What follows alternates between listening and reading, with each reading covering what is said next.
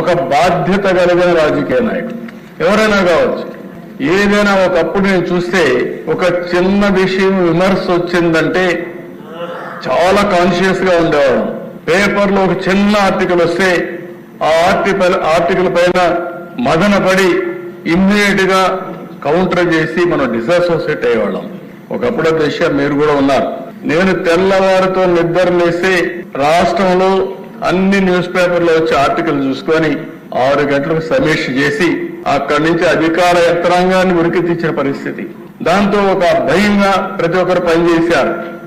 ఈ రోజు మనం చూస్తే సోషల్ మీడియా చూస్తే ఈ రోజు ఎవరిపైన ఏ ఆర్టికల్ వస్తుందో ఏ ఫోటో వస్తుందో చెప్పలేని పరిస్థితి.